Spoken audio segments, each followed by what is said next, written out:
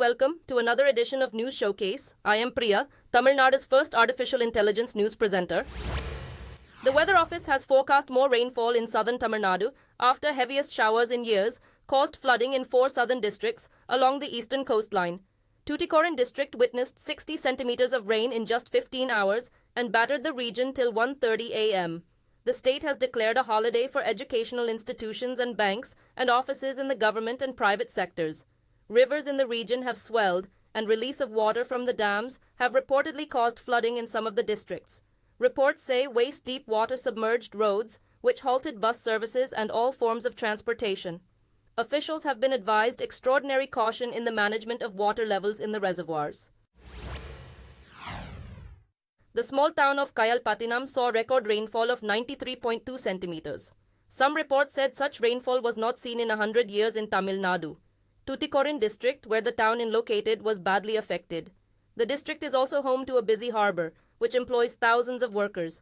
Large markets, temples, mosques and cultural centres are also located in the district.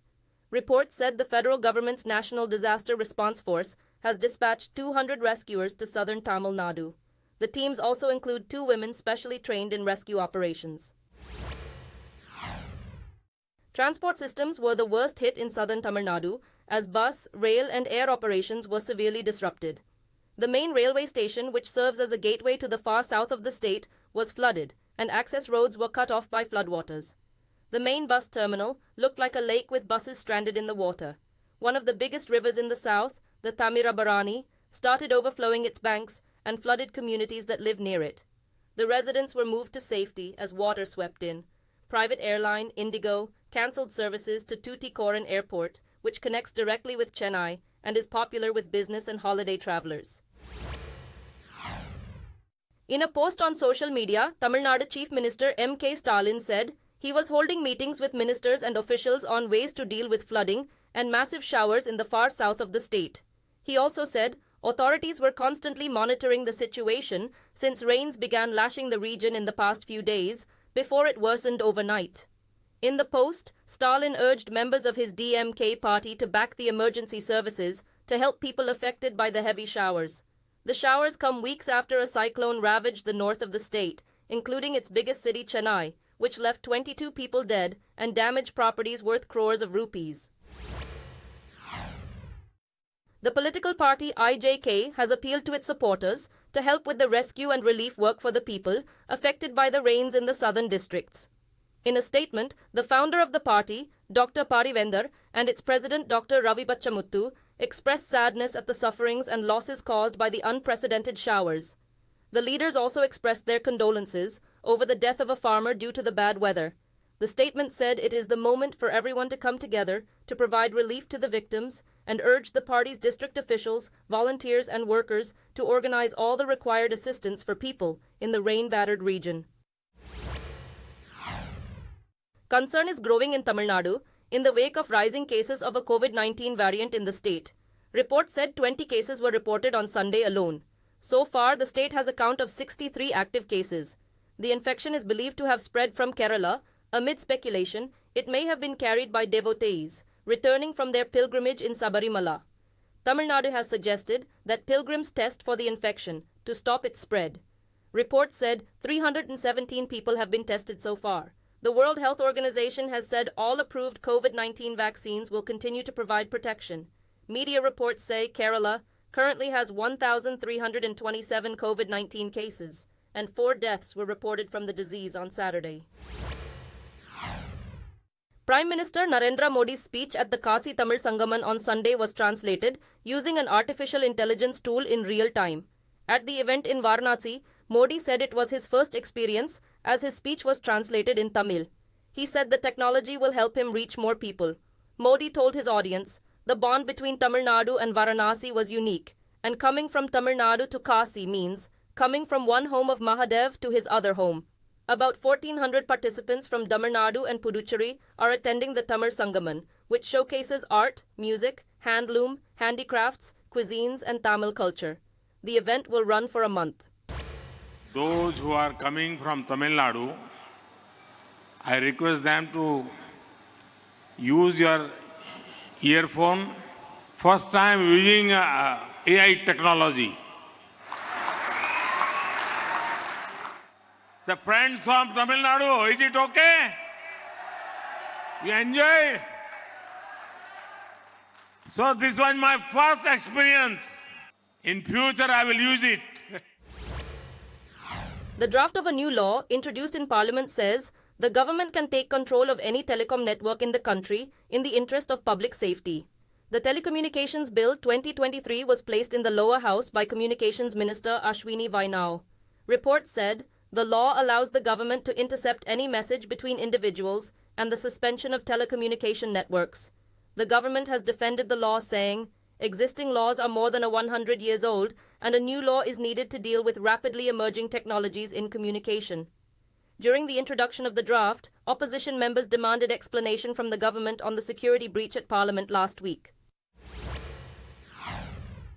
At least 30 opposition lawmakers were suspended from the lower house for seeking answers on the security breach at Parliament.